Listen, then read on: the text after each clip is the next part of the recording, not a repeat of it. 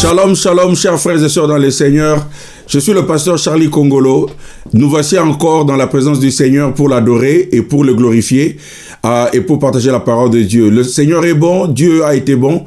Et pour nous d'avoir ce temps et cette grâce et ce privilège d'être ici pour adorer le Seigneur, pour le servir, c'est vraiment une grâce. Et nous bénissons le Seigneur. Nous bénissons le Seigneur pour vous tous là, qui nous suivez chaque semaine et qui nous soutenez dans vos prières. Que le Seigneur vous bénisse. Et aujourd'hui encore, le Seigneur va nous faire du bien dans sa présence pendant que nous l'adorons et nous le glorifions. Alors nous allons remettre ce moment entre les mains du Seigneur. Je prie que tu vas rester branché et connecté et voir ce que le Seigneur a pour vous. Parce que je sais que le Seigneur a quelque chose de merveilleux pour tout un chacun de nous aujourd'hui. Nous allons prier le Seigneur. Père très saint, nous bénissons ton nom. Nous te disons merci de nous avoir accordé ce privilège et cette grâce d'être dans ta présence aujourd'hui. Aujourd'hui encore, Père, nous voulons t'adorer. Nous voulons te glorifier parce que tu nous as donné le souffle de vie. Nous te remettons ce moment, Père. Fais-nous du bien. Bénis-nous, guéris-nous, transforme-nous, change-nous. Et que ton onction soit sur nous. Bénis ta parole et bénis l'adoration. Reçois l'honneur qui t'est dû pendant ce moment d'adoration, Seigneur. Au nom de Jésus, nous te le prions. Amen. Amen. Amen. Amen. Amen. Préparons nos cœurs à adorer le Seigneur. Nous adorons le Seigneur avec les chants, mais nous l'adorons aussi avec nos cœurs. Laisse que nos cœurs adorent le Seigneur.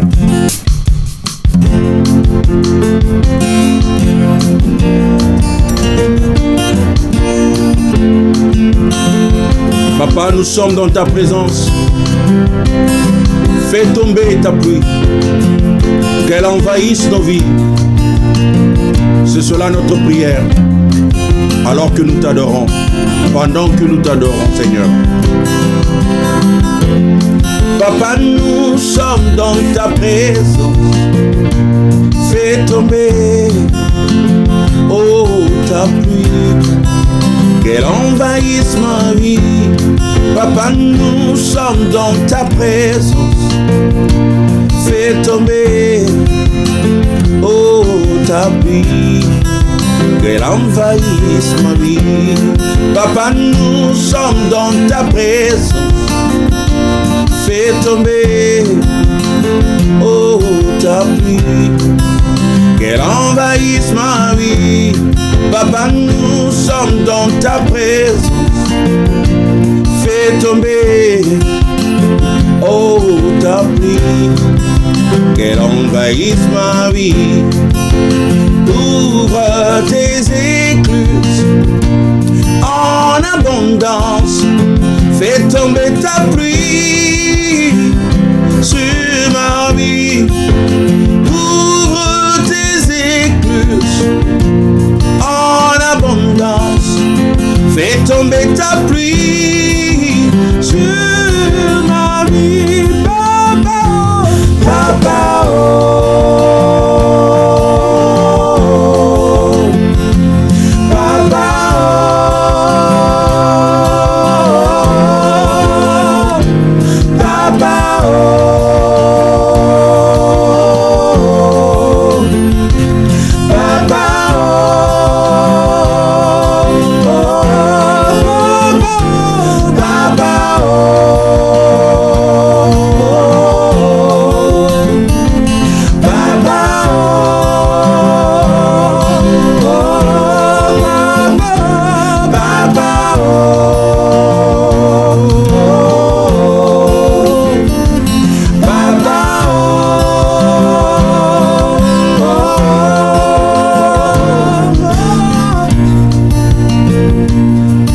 Nous te demandons de faire pleuvoir la pluie de tes grâces, la pluie de tes bénédictions,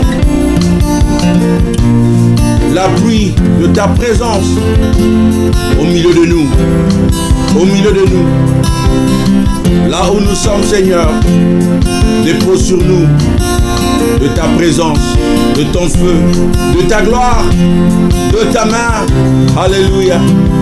C'est cela le cri de notre cœur. Nous venons t'adorer, nous venons t'élever, Seigneur. Alléluia. Parce que tu es bon et parce que tu es merveilleux. Papa, nous sommes dans ta présence. Fais tomber, oh, ta pluie, qu'elle envahisse ma vie. Papa, nous sommes dans ta présence. Fais tomber, oh, ta pluie, qu'elle envahisse ma vie. Papa, nous sommes dans ta présence. Fais tomber, oh, ta pluie, qu'elle envahisse ma vie. Yahweh, nous sommes dans ta présence. Fais tomber, oh, ta pluie, qu'elle envahisse ma vie. Ouvre tes écluses en abondance. Fais tomber ta pluie sur ma vie. Papa, ouvre tes écluses en abondance. Fais tomber ta pluie sur ma vie. Papa, Papa, oh.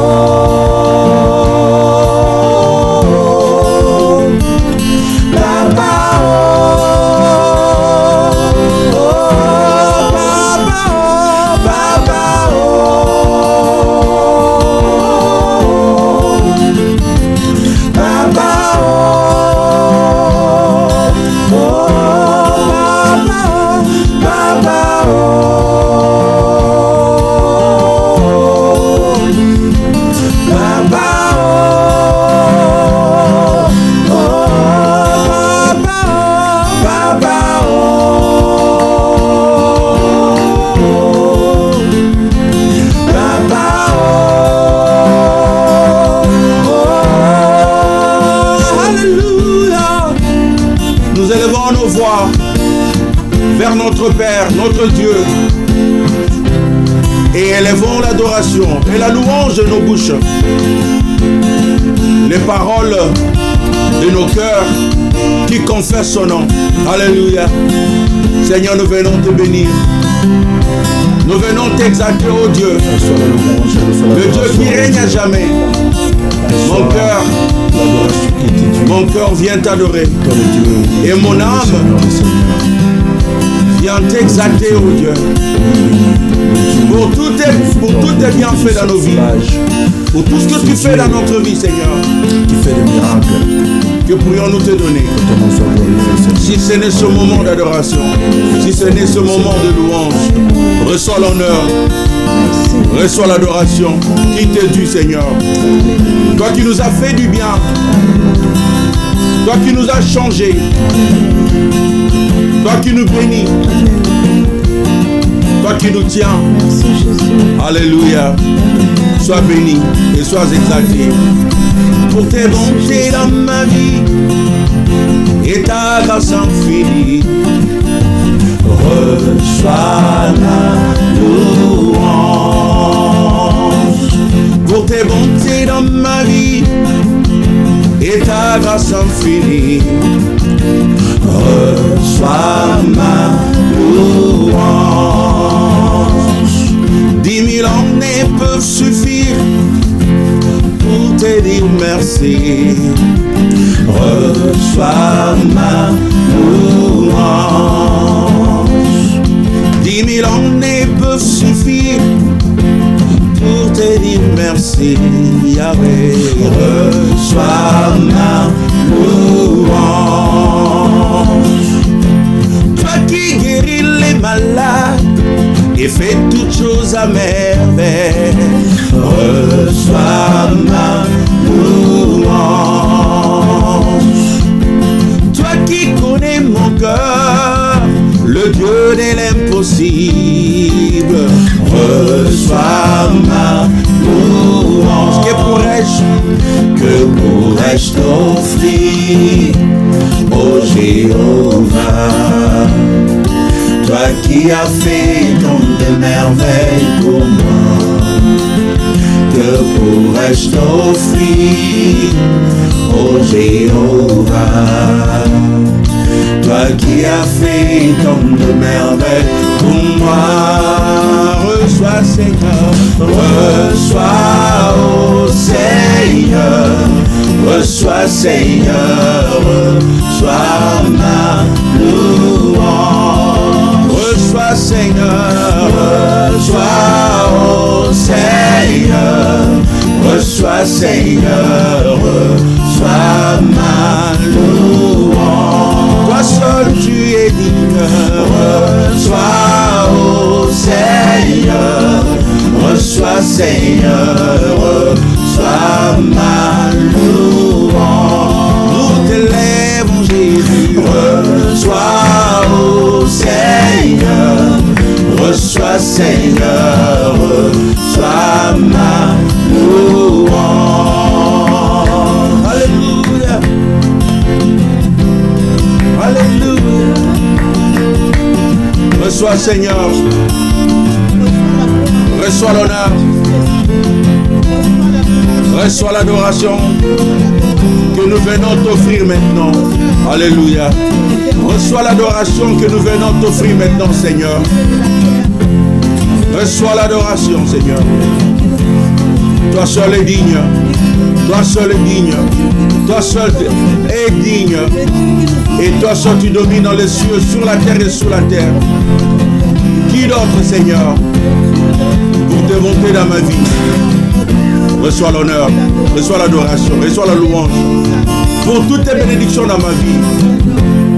Pour ta main. Alléluia. Pour ta main qui nous dirige, pour ta main qui nous conduit, pour ta présence qui nous accompagne, Seigneur. Reçois la louange. Pour la provision de chaque jour. Pour la provision de chaque jour. Pour les guérisons, pour la délivrance, pour tous les combats que tu combats pour nous, Seigneur. Reçois l'honneur, reçois l'adoration, reçois la louange. Tu es digne. Alléluia. Nous t'élèvons Jésus. Nous t'élèvons toi le Père. Pour tes bontés dans ma vie et ta grâce infinie. Reçois ma louange. Pour tes bontés dans ma vie et ta grâce infinie. Reçois ma louange. 10 000 années peuvent suffire pour te dire merci. Reçois ma louange. 10 000 années peuvent suffire pour te dire merci. Reçois ma louange. Toi qui guéris les malades et fais toutes choses à merveille. Reçois ma louange. Toi qui connais mon cœur, le Dieu de l'impossible. Reçois ma louange. Que pourrais-je te donner? Que pourrais-je t'offrir, oh Jéhovah? Toi qui as fait tant de merveilles pour moi. Que pourrais-je t'offrir, oh Jéhovah? Toi qui as fait tant de merveilles pour moi. Reçois Seigneur, reçois oh Seigneur, reçois Seigneur, reçois ma louange. Reçois Yahweh, reçois oh Seigneur, reçois Seigneur, reçois ma louange. Toi seul est digne, reçois oh Seigneur, reçois Seigneur, reçois ma louange. Narekele, nara, narae, narekele, narekele mo, narekele, nara, narae, narekele mo, narekele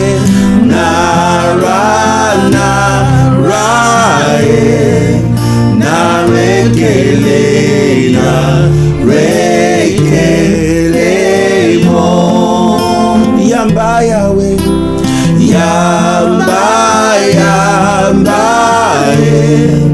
yamba lelolo yembo nanga, yamba Yahweh,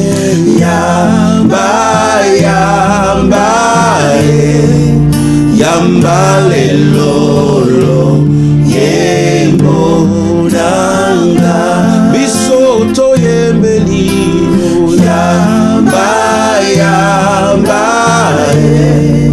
yamba lelolo yembo nanga. Là où vous êtes, adore le Seigneur, adore le Seigneur, élève son Saint-Nom, élève son Saint-Nom pour ses bontés, pour toutes ses grâces, pour son amour. Que pourrais-je lui donner? Que pourrais-je te donner, Seigneur?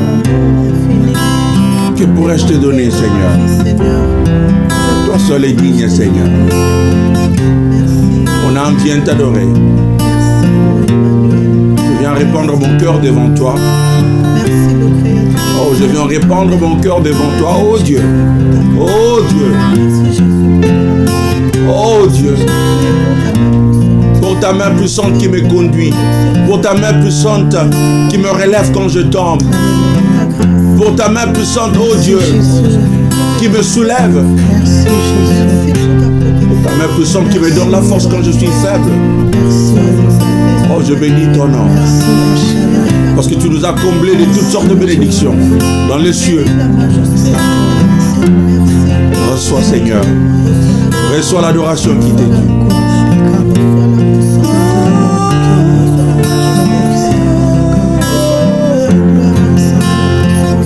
Élevons le Seigneur. Mon âme t'adorera à jamais. Mon âme te glorifiera à jamais. Toi mon Dieu, toi mon Seigneur. Le nom qui nous sauve, le nom qui nous change. Il n'y a pas d'autre nom. Reçois, oh Seigneur. Reçois, Seigneur. Reçois ma louange. Chantons encore. Reçois, oh Seigneur, reçois, Seigneur, reçois ma louange.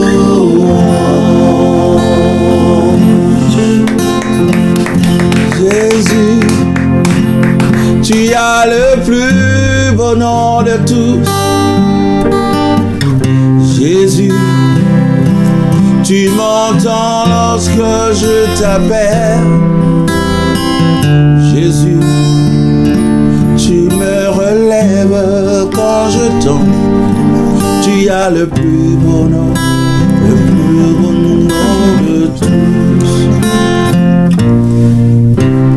Jésus, tu as le plus beau nom de tous. Jésus, tu m'entends lorsque je t'appelle, oh Jésus. Tu me relèves quand je tombe. Tu as le plus beau nom, le plus beau nom de tous. Chantons encore. Jésus, Jésus, tu as le plus beau nom de tous.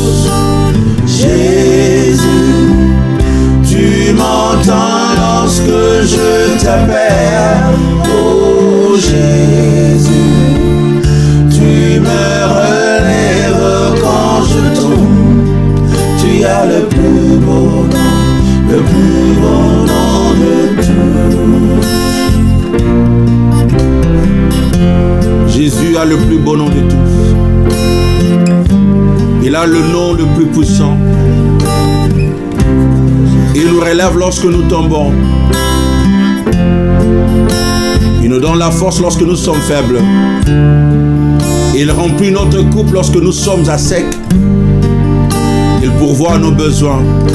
Il nous guérit. Il nous change. C'est le nom que nous adorons. C'est le nom que nous élevons en ce moment. C'est le nom plus précieux. Le nom de Jésus. Le nom de Jésus. Nous appelons à ce nom et nous sommes sauvés. Nous prions en ce nom et nous recevons. Le nom de Jésus. Adorons ce nom. Adorons ce nom. Alléluia. Jésus, tu as le plus beau nom de tous. Jésus, tu m'entends lorsque je t'appelle. Oh Jésus, tu me relèves quand je tombe. Tu as le plus beau nom, le plus beau nom de tous. Nous chantons Jésus. Jésus, tu as le plus beau nom de tous. Yahweh. Jésus, tu m'entends lorsque je t'appelle. Oh Jésus, tu me relèves quand je tombe. Tu as le plus beau nom, le plus beau nom de tous. Yesu, kombo na yo mosikoli. Yesu, oyo kaka mabondeli nanga. Oh Yesu, otombolaka mokwei. Kombo na yo eleki nyonso toyemba Yesu. Yesu, kombo na yo mosikoli. Yesu, oyo kaka mabondeli nanga. Oh Yesu, otombolaka mokwei. Kombo na yo eleki nyonso. Yaka kotana motema nanga. Yaka fanda na motema nanga. Yahweh, yoka loyembwa motema nanga. Kombo na yo eleki nyonso toyemba. Yaka yaka kotana motema nanga. Yaka fandana motema nanga. Oyoka loyemba motema nanga. Kombo na yo eleki nyonso. Alléluia. Ton nom est au-dessus de tout nom, Jésus. Ton nom est le plus beau et le plus puissant. Nous faisons confiance en ce nom, car il est écrit, tout ce que vous demanderez au Père en mon nom, vous le recevrez. Oh Seigneur, merci pour le nom de Jésus. Merci de nous avoir donné le nom de Jésus. Merci pour la victoire au nom de Jésus. Et merci pour toutes les délivrances au nom de Jésus. Merci Seigneur. Amen et amen. Amen, amen. Alors nous acclamons pour le roi des rois. Nous acclamons pour le Seigneur des seigneurs. Alléluia. Gloire à Jésus, gloire à Jésus. Amen, amen. Alléluia, alléluia. Alors je vais prêcher la parole de Dieu et je vais continuer avec la série que j'avais commencée sur le psaume 23, comprendre le psaume 23. Et aujourd'hui nous sommes dans notre 5e partie et nous allons aborder le verset 4 du psaume 23. Verset 4 du psaume 23. Nous allons examiner le psaume 23, verset 4. Et je vais intituler ce message « La vallée de l'ombre de la mort ». La vallée de l'ombre de la mort. Je vais lire Psaume chapitre 23, verset 4. « Quand je marche dans la vallée de l'ombre de la mort, je ne crains aucun mal, car tu es avec moi. Ta houlette et ton bâton me rassurent. » C'est cela le verset 4. La vallée de la mort, ou la vallée de l'ombre de la mort. David dit, quand je marche dans la vallée de l'ombre de la mort, je ne crains aucun mal. Alors, parlons un peu de la vallée. La vallée, c'est l'espace qui se situe entre deux montagnes ou deux collines. Et l'espace en bas, entre les montagnes ou les collines, c'est cela ce qu'on appelle la vallée. Alors, ce qui caractérise la vallée, c'est que vous n'êtes pas en mesure de voir le soleil parce que vous êtes ceinturé par les montagnes. Vous êtes ceinturé par les collines. Vous n'avez pas la possibilité, en fait, les rayons du soleil ne peuvent pas atteindre la vallée. Et quand vous êtes dans la vallée, c'est comme si c'était du noir, c'était du ténèbre ou des ténèbres. Il n'y a pas de soleil, il n'y a pas de rayons de soleil, il n'y a absolument rien. Alors, David, en parlant de la vallée de l'ombre de la mort, il est tout simplement en train de parler des problèmes qui peuvent nous environner, des problèmes qui peuvent nous ceinturer de partout. Et parfois dans notre vie, nous nous sentons ceinturés, environnés par l'ennemi, environnés par les problèmes, par des circonstances. Nous tournons à gauche, il y a une montagne. Nous tournons à droite, il y a une montagne. Nous regardons de l'avant, il y a une montagne. Et les montagnes sont de partout. Les difficultés sont de partout. Ça arrive parfois dans notre vie. Et c'est de cela que David est en train de parler. Lorsque nous sommes ceinturés par les montagnes, lorsque nous avons des problèmes, lorsque nous sommes ceinturés par des problèmes, par des difficultés, par des échecs, par toutes sortes de ténèbres, du diable, des ennemis, ainsi de suite, que pourrions-nous faire? Alors c'est cela, sur quoi nous allons donc aborder aujourd'hui. Le premier point que je voudrais mentionner, c'est que les vallées ou les vallées sombres sont inévitables. Ça ressort de ce que David dit. Quand je marche dans la vallée de l'ombre, dans la vallée de l'ombre de la mort. En d'autres termes, tu ne peux pas éviter cela. Les vallées sombres sont inévitables. La Bible nous dit dans le livre de Job, chapitre 5, verset 7, Job chapitre 5, verset 7, que l'humanité est née pour les ennuis. Aussi sûrement que les étincelles volent vers le haut. Et la version Louis II dit, l'homme naît pour souffrir, comme l'étincelle pour voler. Donc, que tu le veuilles ou non, il y aura des moments dans notre vie où nous allons passer par la souffrance, où nous allons passer par des échecs. Il y aura des moments où vous ne pouvez pas réussir dans tout. La vie n'est pas que de la rose. Il y a des moments où nous passons par des moments difficiles. C'est inévitable. Ça nous arrivera. La vie est faite de hauts et de bas. En fait, nous savons cela. Mais ce qui m'intéresse le plus, c'est comment David nous prêche à comment marcher dans la vallée de l'ombre de la mort. Comment nous pouvons nous en sortir. Mais le deuxième point que je voudrais mentionner, c'est que les vallées sombres sont aussi imprévisibles. Les vallées, elles sont inévitables, elles sont imprévisibles. Et très souvent,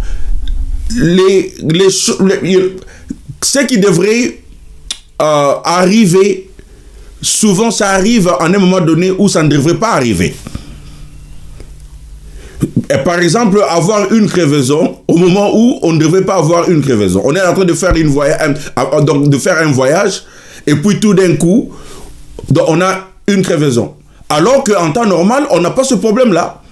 Il y a des moments où les problèmes nous viennent seulement au moment où on s'était dit « Seigneur, pardon », que ça n'arrive pas. L'échec arrive seulement au moment où on se dit « Seigneur, s'il vous plaît, que ça n'arrive pas ». Au moment où on n'a pas d'argent, c'est le moment où on a beaucoup plus de problèmes. C'est le moment où il y a un problème qui demande de l'argent. Et parfois, quand on a de l'argent, ces problèmes-là n'arrivent pas. Et quand les problèmes arrivent, on se dit souvent « Oh, mais si c'était arrivé une semaine avant, quand j'avais de l'argent ». Souvent, quand on n'a pas de l'argent, on a des problèmes. Souvent, nous avons des problèmes de manière imprévisible. Ça arrive au moment où ça ne devrait pas arriver. Ça, c'est une évidence que David est en train de mentionner. Quand je marche dans la vallée de l'ombre de la mort. La vallée, ça arrivera au moment où on ne s'attendait pas. On pourrait se retrouver ceinturé par des montagnes. Les vallées sont aussi impartiales, ça ne choisit pas. Personne n'est à l'abri. Personne n'échappe aux problèmes de la vie. Tout le monde a des problèmes. Les pauvres ont leurs problèmes. Les riches aussi ont leurs problèmes. Tout le monde a un problème ou tout le monde a des problèmes. Tout le monde doit faire face aux vallées à un moment donné où on sent vraiment qu'on est dans la vallée de l'ombre de la mort. En parlant avec les gens qui ont souffert ou qui souffrent de la dépression, par exemple, ou de l'anxiété, ils ont le sentiment d'être entourés par les ténèbres. Ils ont l'impression d'être dans un trou où il fait noir. Ça se passe dans leur pensée. Et c'est de cela que je suis en train de parler. On sent qu'on est ceinturé de toutes parts. On sent qu'on est dans un trou. On sent qu'on est ceinturé par les ténèbres. Tout ce qu'on essaye de faire, ça ne marche pas. Tout ce qu'on tente, ça ne marche pas. Et parfois, nous pouvons tomber dans la dépression, dans l'anxiété, dans les inquiétudes. Mais la bonne nouvelle est que les vallées de la vie, les problèmes de la vie ont tous un but. Les problèmes de la vie ont tous un but. En d'autres termes, Dieu a un but spécifique, une raison de nous amener au travers ou à travers des vallées sombres. Et nous devons toujours savoir ça. Il faut garder cela dans notre tête, que chaque fois que nous passons par des vallées, par des problèmes, par l'obscurité, en un moment donné où nous nous sentons, nous sommes déprimés, nous devons savoir qu'il y a un but, il y a une raison, il y a quelque chose, il y a un objectif, il y a quelque chose que Dieu veut faire ou Dieu veut accomplir. Nous trouvons cela dans le livre de 1 Pierre chapitre 1 verset 6 à 7. 1 Pierre chapitre 1 verset 6 à 7. Écoutez ce que la Bible dit. C'est là ce qui fait votre joie.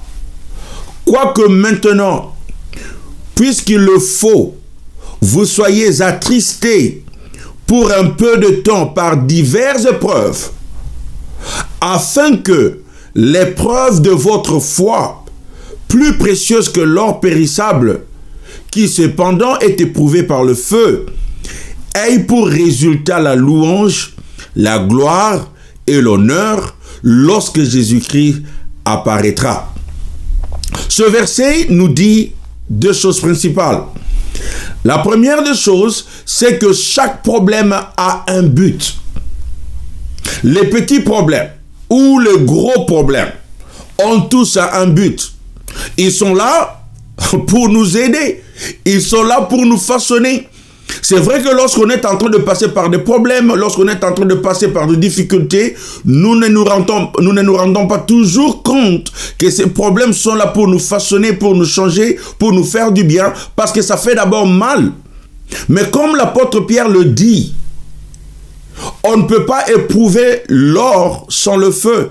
L'or doit passer par le feu pour être éprouvé, pour que la pureté de l'or ressort, pour que ce qui est de mieux en nous, ce qui est de meilleur en nous ressort. Nous devons passer par les épreuves. Nous devons passer par les vallées. Nous devons passer par des difficultés. Les difficultés sont là, les problèmes sont là pour nous façonner, pour ressortir la gloire de Dieu en nous. Alors, il y a un but. C'est la première chose que ce verset me dit. Chaque problème a un but. Comme le métal est mis dans le feu pour le rendre flexible, nous traversons par des problèmes dans la vie. Le feu chauffe le métal pour qu'il puisse être façonné et être rendu utile. On ne peut pas fabriquer des objets à partir d'un métal sans que ce métal-là aille passer par le feu. Le métal doit passer par le feu pour qu'on soit en mesure de le façonner, de lui donner une forme.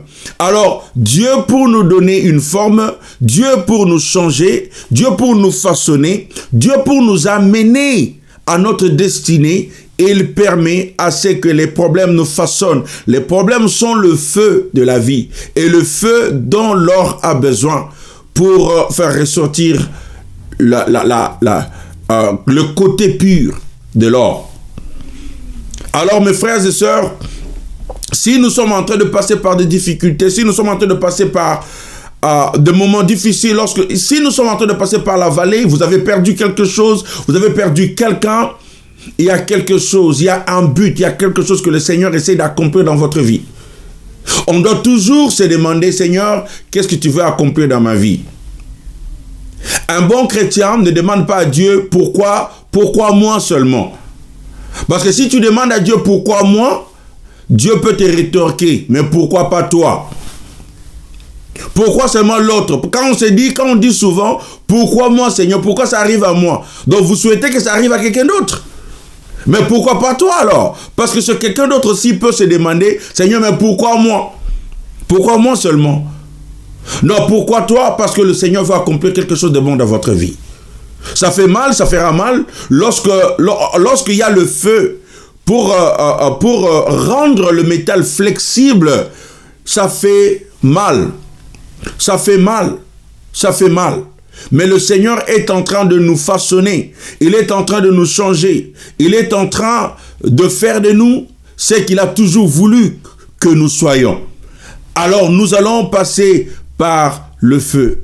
Seigneur, pourquoi moi? Pourquoi toi? Parce qu'il veut faire quelque chose de grand dans votre vie. Ça me rappelle l'histoire de Joseph, qui avait le rêve et qui avait une grande destinée devant lui. Et Joseph a été trahi par ses frères. Il a été mis dans un trou. Il a été vendu comme esclave. Il a été emporté dans un pays étranger qu'il ne connaissait pas. Il a travaillé pour Potiphar et la femme de Potiphar l'a accusé. Et Joseph a été mis en prison. Il est resté en prison. Il n'avait absolument rien fait de mal. Mais il s'est retrouvé en prison.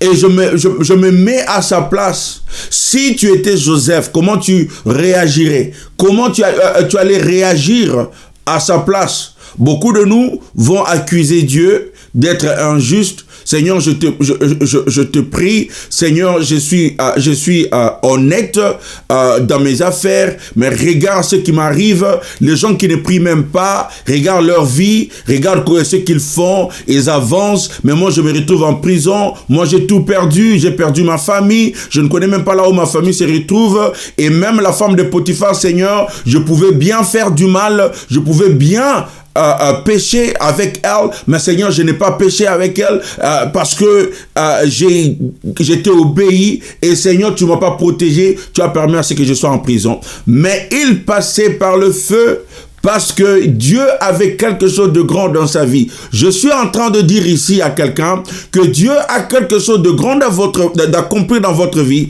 Dieu a quelque chose de merveilleux d'accomplir dans votre vie. Dieu veut vous amener haut et haut. Et le plus haut Dieu va vous amener, le plus profond le trou sera. La plus grande sera, ou plus grande sera la vallée. Plus profonde sera la vallée. Et lorsqu'on se retrouve dans cette vallée, on a l'impression qu'on ne s'en sortira pas. Parce que quand vous êtes ceinturé par les montagnes et les collines, vous ne voyez pas comment vous allez vous en sortir. Parce que marcher une montagne, ou en fait, pour essayer de sortir, c'est une épreuve physique. Et encore faut-il trouver un moyen de marcher sur cette montagne-là. C'est pas facile. Et la deuxième leçon que le livre de 1 Pierre chapitre 1, verset 6 à 7, la deuxième leçon, ou la deuxième chose que nous pouvons retenir, c'est que la foi se construit dans les vallées de la vie. La foi se construit dans les vallées de la vie. Comment savez-vous si vous serez fidèle à Dieu, à moins que vous ne soyez confronté à l'infidélité? Lorsque vous êtes confronté à l'infidélité, vous êtes confronté aux problèmes, aux vallées de la vie, comme Joseph. Il était confronté à devenir infidèle à Dieu pour dire: Seigneur, je me rebelle. Tu ne peux pas permettre ça. Tu peux pas permettre que ça m'arrive. Pourquoi ça arrive à moi? Je me rebelle. Lorsque vous n'êtes pas, vous n'arrivez pas, ou vous n'êtes pas encore arrivé à ce point-là, vous ne pouvez pas encore dire que votre foi est forte. Il faut que vous soyez confronté à l'infidélité pour savoir si vous resterez fidèle à Dieu. Il y a des gens, lorsqu'ils passent par des moments difficiles, lorsqu'il y a des choses qui ne marchent pas, ils deviennent infidèles à Dieu. Lorsqu'on est soumis un tout petit peu à l'infidélité, tout d'un coup on cède, on devient fidèle à Dieu. Oui, tu as prié, mais tu as l'impression que Dieu n'a pas répondu. Dieu n'a pas exaucé à ta prière. Et parfois, nous commençons à avoir des doutes envers Dieu. Nous commençons à douter de sa puissance. Nous commençons à douter de sa grâce. On se demande, est-ce que Dieu existe? En ce moment-là, nous sommes en train de passer par la vallée. Et nous sommes confrontés à devenir infidèles envers Dieu. Infidèles envers Dieu. Mais lorsque nous sommes confrontés à l'infidélité, nous ne cédons pas.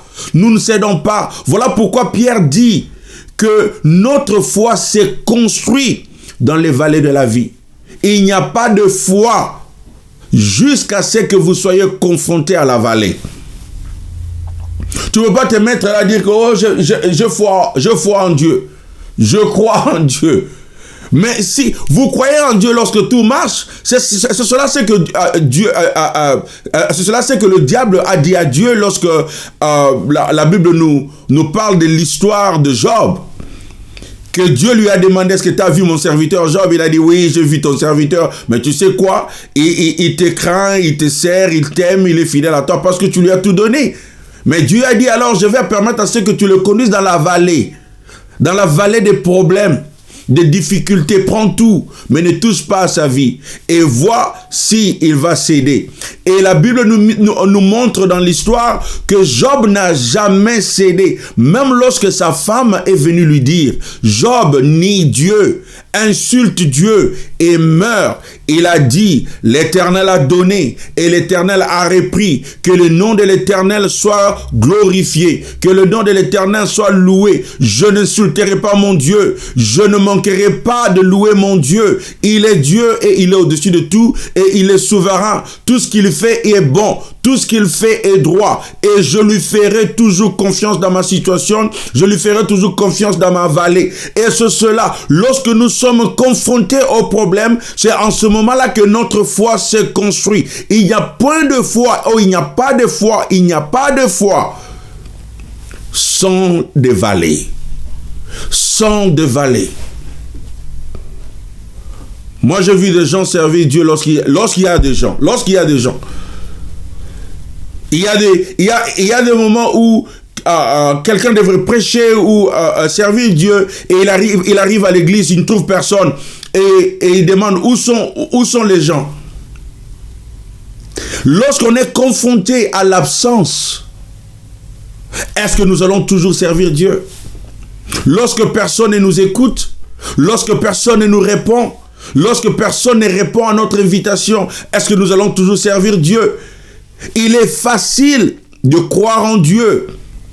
Il est facile d'avoir la foi en Dieu lorsque tout marche.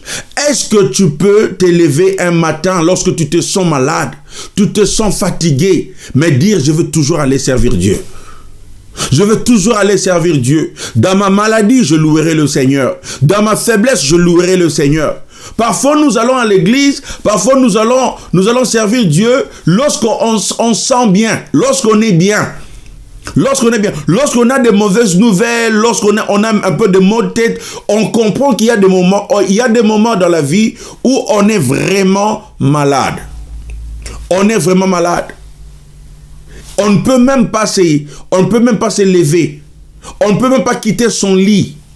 On ne peut même pas marcher. On ne peut même pas se tenir. Ça arrive. Mais il y a un moment donné où on cherche seulement une petite excuse. Une petite excuse. On est malade, je ne peux pas faire ceci, je ne veux pas aller à la prière d'intercession, je ne veux pas au culte, je ne veux pas à l'église, je ne veux pas faire ceci. Il y a seulement un mot de tête.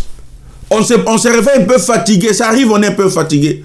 Lorsqu'on est confronté aux difficultés, où est votre foi?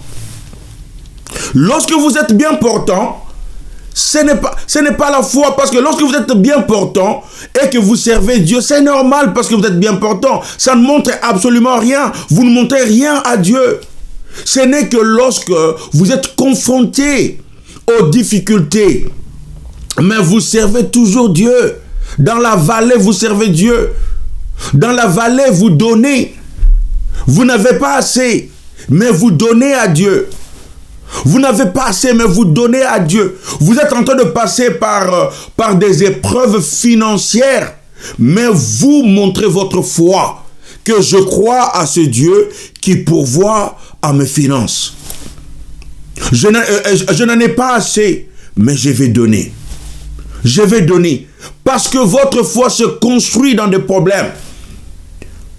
Et l'apôtre Pierre dit, quand nous passons par cette épreuve, lorsque nous avons remporté la victoire, alors nous allons chanter la louange du Seigneur. Il y aura quelqu'un qui va venir avec un témoignage, avec des cris de joie, avec des cris de louange, en disant, je suis passé par des moments difficiles, mais je n'avais pas abandonné. J'ai continué à servir Dieu, j'ai continué à être fidèle à Dieu en tout ce que je devrais faire. Et voilà, le Seigneur m'a béni.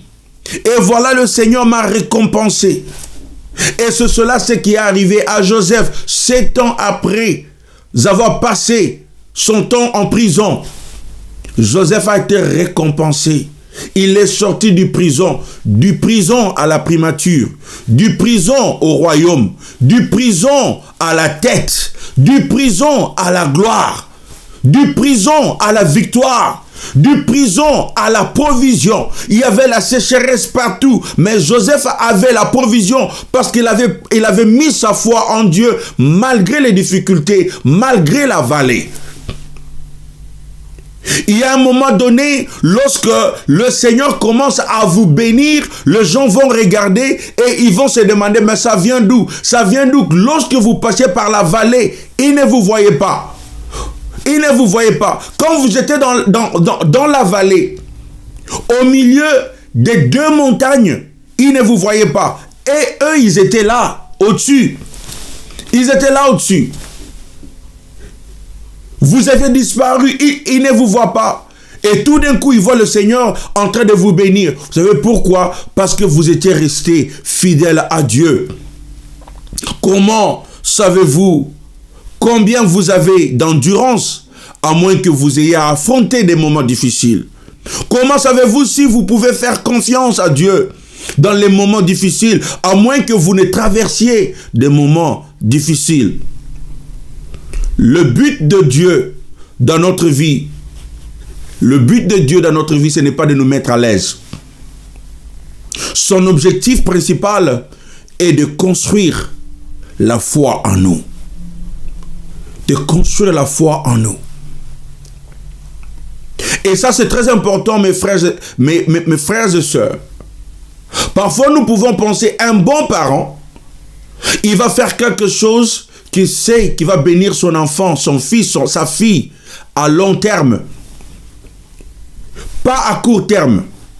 Et parfois, lorsqu'on est en train de rechercher le long terme, ça fait mal. Et ça fait très mal. Et Dieu, en père responsable, son objectif, ce n'est pas aujourd'hui seulement. Ce n'est pas demain seulement. L'objectif de Dieu, c'est l'éternité. C'est l'éternité. Vous savez, le problème que nous avons très souvent, nous les humains, c'est que nous voyons Dieu avec nos yeux humains. Mais nous devions voir Dieu avec les yeux de Dieu, au travers de sa parole en fait. Parce que la Bible nous dit que Dieu est éternel. Et si Dieu est éternel, en fait, ça veut dire qu'il n'y a pas de temps. Il n'y a pas de temps. Lorsque nous demandons à Dieu de répondre ou d'exaucer nos prières, nous avons fixé nos yeux sur des objectifs terrestres et temporels. Des objectifs qui sont limités dans le temps. Seigneur, c'est pour demain. Seigneur, c'est pour aujourd'hui. Mais en fait, lorsque Dieu veut faire quelque chose dans notre vie, Dieu ne le fait pas seulement pour aujourd'hui ou pour demain. Tout ce que Dieu fait dans notre vie a des implications éternelles. Tout ce que Dieu fait dans notre vie a des implications éternelles. Dieu ne voit pas seulement ce qu'il va te donner aujourd'hui. Dieu voit ce qu'il te donne aujourd'hui par rapport à l'éternité. Quelle sera l'implication de ce qu'il te donne aujourd'hui par rapport à l'éternité? Par rapport à l'éternité. En fait, lorsque nous allons mourir, nous passons de l'autre côté. Qu'est-ce que cela va faire de toi? Voilà pourquoi la Bible dit que à quoi sert-il à un homme de gagner le monde entier et de perdre son âme? En fait, c'est par rapport à cela, parce que Dieu, il est plus intéressé à l'éternité, à ce qui va se passer après cette vie ici. Donc, lorsque nous sommes en train de passer par la vallée, par des difficultés, lorsque nous passons par ces moments-là, nous devons savoir que Dieu est en train de nous façonner et de faire quelque chose dans notre vie qui ont des implications éternelles. Il y a quelque chose que Dieu veut faire dans notre vie. Si quelque chose va nous amener en enfer, Dieu peut nous refuser cela. Il peut nous refuser cela. Même si nous crions, nous pouvons passer par un moment difficile parce que Dieu est en train de faire en sorte que nous ne puissions pas perdre notre âme. Nous ne puissions pas perdre notre âme. Parce que à quoi servira-t-il à toi et à moi d'avoir toutes ces choses si nous perdions notre âme? Voilà pourquoi je dis que le but ou l'objectif de Dieu, ce n'est pas de nous mettre à l'aise. Son objectif, c'est l'éternité. Et même lorsque nous devons passer par la vallée, alors nous devons passer par la vallée parce que cela a des implications éternelles. Que faire alors lorsque vous passez par les vallées sombres? Que faire? Je vais tirer quelques leçons au travers de ce que David dit. La première des choses que nous devons faire lorsque nous passons par des vallées, lorsque nous avons l'impression que nous sommes ceinturés ou environnés par des problèmes et par des difficultés, la première des choses, c'est de refuser d'être découragé. Refuser d'être découragé. David dit ceci: quand je marche dans la vallée de l'ombre de la mort, quand je marche, remarquez qu'il dit quand je marche à travers. Il ne dit pas quand je cours. Il dit quand je marche. Parce que lorsque vous passez par la vallée, vous avez une autre option. L'option, c'est de courir vite et de continuer à courir pour que vous puissiez sortir le plus vite que possible de la vallée. En fait, ce sont les gens qui, lorsqu'ils passent par des moments difficiles, ils vont tout faire pour qu'ils puissent en sortir ou y sortir le plus vite que possible. Ils ne veulent pas rester là toute leur vie, ou ils ne veulent pas rester là pendant longtemps. Alors, ils font tout rapidement, en vitesse, pour sortir. Mais David dit, écoutez, quand je passe dans la vallée, je marche. Quand je marche dans la vallée de l'ombre de la mort, il nous dit qu'il ne court pas. Il dit qu'il n'est pas pressé, mais il marche, il prend son temps. Il prend son temps. Et il n'a pas besoin de paniquer. La première des choses que nous devons faire lorsque nous passons par la vallée, c'est cela. Nous refusons d'être découragés. Et parce que nous refusons d'être découragés, nous n'essayons pas non plus à sortir de la situation par notre propre force très rapidement. Parce que comme je l'ai dit, il y a un objectif, il y a quelque chose que Dieu veut accomplir. Lorsque le temps sera, nous allons sortir. David ne dit pas qu'il reste sur place. Il ne dit pas qu'il reste sur place. Et il dit, je marche. Je ne panique pas. Je ne cours pas. Je ne cherche pas à sortir vite. Mais je ne suis pas non plus sur place. Parce que je marche. Je suis dynamique. Il y a des gens, lorsqu'ils sont saisis par la peur, la panique, il y a des gens, lorsqu'ils sont environnés par des problèmes dans leur vie, ils gèlent. En d'autres termes, ils deviennent statiques. Ils ne bougent plus. Ils sont là, dans leur lit, du matin au soir. Ils n'arrivent même plus à prendre soin d'eux-mêmes. Ils n'arrivent même plus à faire quoi que ce soit. Ils sont tellement déçus de la vie. Ils sont tellement déçus par des gens. Ils sont tellement déçus de la réponse. Ils sont tellement déçus de l'échec. Ils sont tellement déçus de leur vie, de là où leur vie se trouve en ce moment. Ils sont tellement déçus et ils arrêtent de marcher. Ils sont tellement découragés, ils cessent de marcher. Mais David dit, même lorsque je suis dans la vallée, je marche, je bouge, je continue à marcher. Je continue à marcher. Je ne sais pas dans quel état vous vous trouvez maintenant là. Ce que le Seigneur est en train de vous dire, c'est que vous devez continuer à vous lever. Vous devez continuer à marcher. Vous devez continuer à faire quelque chose. Vous devez continuer à bouger. Vous devez continuer à faire quelque chose. Ne vous découragez pas. Ne sombrez pas dans la dépression non plus. Ne sombrez pas dans le découragement total. Faites quelque chose. Ça n'a pas réussi hier, ça n'a pas réussi aujourd'hui, il n'y a pas de problème. Essaye encore, et essaye encore, et essaye encore. Continue à faire quelque chose, continue à marcher. Quelqu'un t'a tourné le dos, tourne à quelqu'un d'autre. Tourne à quelqu'un d'autre, regarde à quelqu'un d'autre.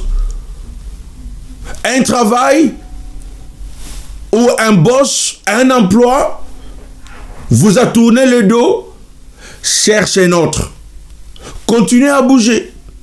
C'est cela ce que David a fait lorsque son père l'a envoyé au champ de bataille pour ramener de la nourriture à ses frères qui étaient au combat sous le leadership du roi Saoul.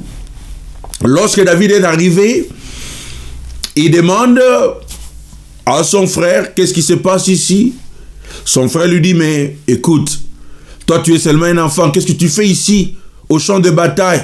Mais ne me demande pas. La Bible nous dit, David est tourné, il demande à quelqu'un d'autre. Lorsque ce quelqu'un-là ne lui donne pas une bonne réponse, il tourne et il demande à quelqu'un d'autre. Il faisait cela. David pouvait se décourager pour dire que personne ne veut me répondre, alors je m'en fous. Mais non, il a continué à marcher. David, il a réussi. Ça, c'est un exemple pour nous montrer que nous allons sortir de notre vallée que si nous continuons à marcher.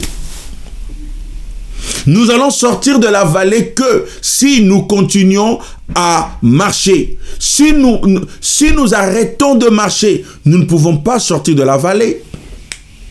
Comme je l'ai dit, la vallée, c'est le lieu le plus bas, qui se situe entre deux collines ou deux montagnes. Maintenant, parce que vous ne pouvez pas voir, parce qu'il n'y a pas de soleil, parce qu'il n'y a pas de rayon de soleil, en d'autres termes, vous ne pouvez pas voir l'issue de la situation. Vous ne pouvez pas voir comment vous allez vous en sortir, parce qu'il n'y a même pas de lumière. Il fait tellement sombre.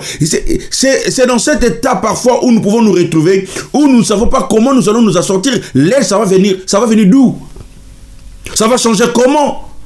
Vous regardez votre vie, vous regardez votre famille, vous ne voyez même pas comment est-ce que ça va aller. Ça, c'est une vallée. Mais David dit, continuez à marcher. Quand je marche, continuez à marcher. Parce que quand vous marchez, quand vous continuez à marcher, il y aura un moment donné où vous serez surpris. Tout d'un coup, il y a l'issue. Tout d'un coup, vous êtes sorti de la vallée. Tout d'un coup, vous ne savez pas quand, mais ça arrivera. Ça arrive aux gens qui continuent à marcher.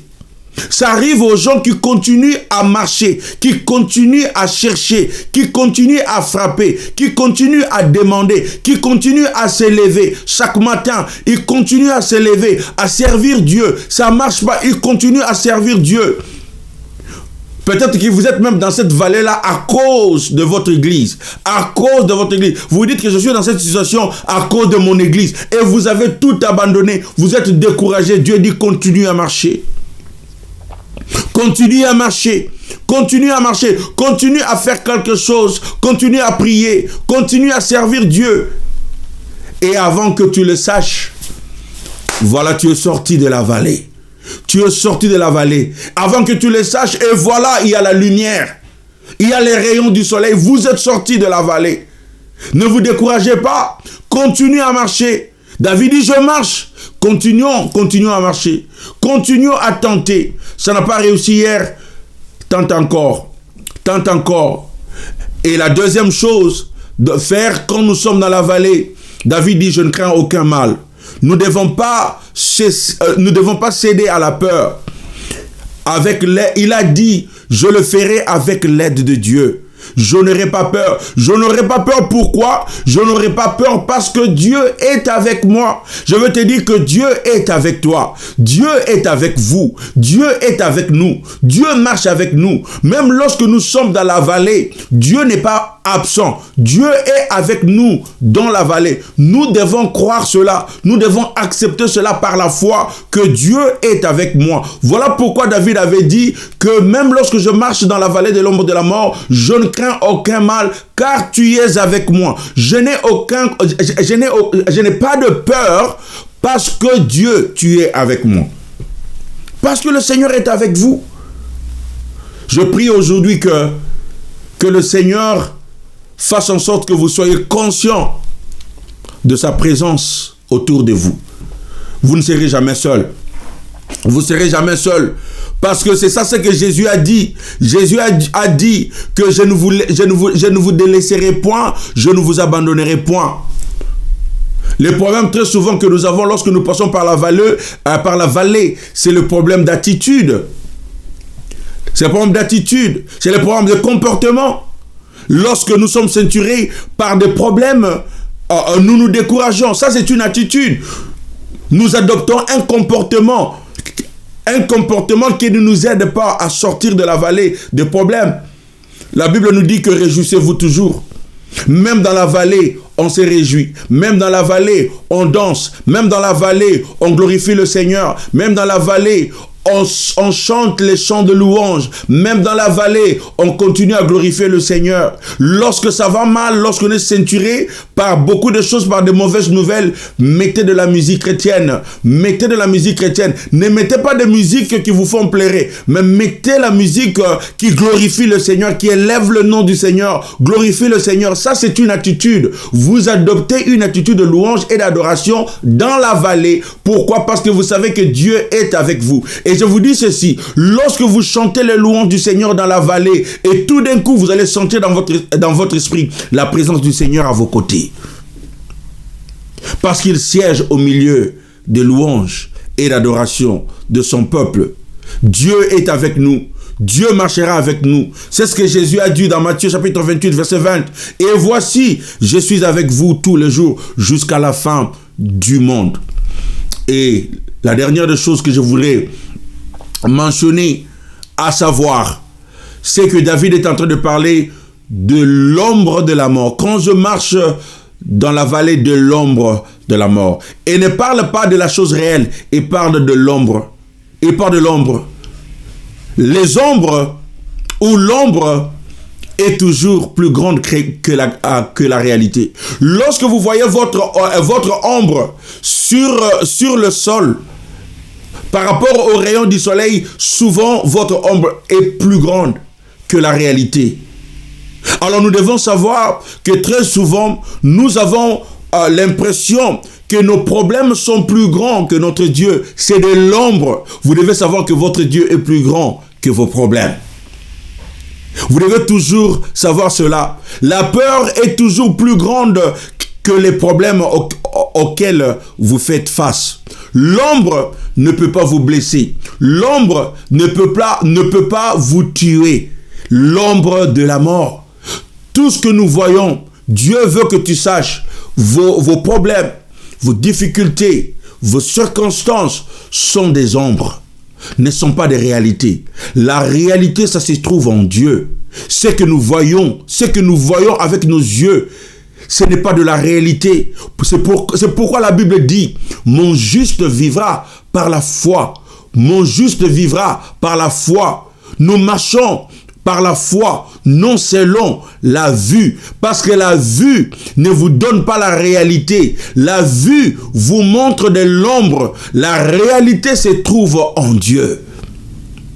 La réalité, ça se trouve en Dieu. Tu peux voir la défaite devant vos yeux, mais en réalité, vous êtes plus que vainqueur. Vous êtes plus que vainqueur en Jésus-Christ. Vous pouvez voir la pauvreté tout autour de vous. C'est que vos yeux vous montrent, c'est de l'ombre. La réalité, c'est que vous êtes entouré des richesses en Jésus-Christ. Vous pouvez voir que vous êtes défait par l'ennemi. Ça, c'est la vue. Mais votre foi vous dit, non, en réalité, vous n'êtes pas défait. Vous êtes la tête et vous n'êtes pas la queue. La vue peut vous dire que vous êtes seulement peu. Il n'y a que toi. Regarde comment tu es petit. Tu es faible. Tu ne peux pas combattre ce combat. Mais la foi vous dit, non, ça, c'est de l'ombre. Ça, c'est de l'ombre. Ce que tu vois là, c'est de l'ombre. La réalité, c'est que tu es un géant dans le Seigneur. La réalité, c'est que les anges vous environnent. La réalité, c'est que Dieu a envoyé les armées célestes vous environner, vous ceinturer. Vous ne marchez pas seul. Vous marchez avec les anges de Dieu. Vous marchez avec Dieu. Mais c'est ça, c'est que la foi vous dit. C'est ça la réalité. Mais votre vue, ça vous montre de l'ombre. Tout ce que nous voyons, c'est de l'ombre. Mais la réalité, ça se trouve dans notre Dieu. Je prie aujourd'hui que tu vas voir que vous êtes ceinturé ou environné par la vallée de l'ombre de la mort, pas par la réalité. Votre souffrance, ce n'est pas de la réalité. Votre peine, ce n'est pas de la réalité. Votre échec, ce n'est pas de la réalité. Votre situation de là où vous êtes, ce n'est pas de la réalité. Parce qu'en réalité, en Jésus, vous avez des richesses. Vous êtes fort. Vous êtes béni. Dieu vous a ceinturé par ses gens. Par ses anges, et Dieu est avec vous. Que le Seigneur vous bénisse. Que le Seigneur nous fasse sortir tous de cette vallée dans laquelle nous pouvons pouvons nous retrouver. Que le Seigneur nous donne la conscience de sa présence dans cette vallée ou dans la vallée dans laquelle nous pouvons nous retrouver. Que le Seigneur nous donne la force de ne pas nous décourager et de continuer à marcher jusqu'à ce que nous allons voir les rayons du soleil. Que le Seigneur vous bénisse au nom de Jésus. Amen et amen. Oh Seigneur, je te bénis pour cette parole. Et je te bénis pour mes frères, pour mes sœurs, tous ceux qui nous ont suivis aujourd'hui, tous ceux qui ont écouté cette parole aujourd'hui. Seigneur, renforce la foi. Seigneur, ranime la foi. Oh Dieu, donne la force, redonne de la force à tous ceux qui se sont découragés, à tous ceux qui ont abandonné, à tous ceux qui sentent maintenant qu'ils sont dans la vallée, à tous ceux qui sont malades et ils ne savent même pas comment est-ce qu'ils vont recevoir la guérison, à tous ceux qui ont été diagnostiqués avec une maladie incurable et se retrouvent dans la vallée maintenant. Père, je te prie au nom de Jésus, donne-leur la conscience de ta présence auprès d'eux, la conscience de ta présence au milieu d'eux. Ramène la lumière là où il y avait des ténèbres. Nous te le prions au nom de Jésus, notre seul Seigneur et Sauveur. Et nous disons Amen et Amen. Que le Seigneur vous bénisse. Je suis le pasteur Charlie et je vais vous retrouver encore la semaine prochaine. Par la grâce du Seigneur, ne manquez pas le rendez-vous. Bye bye.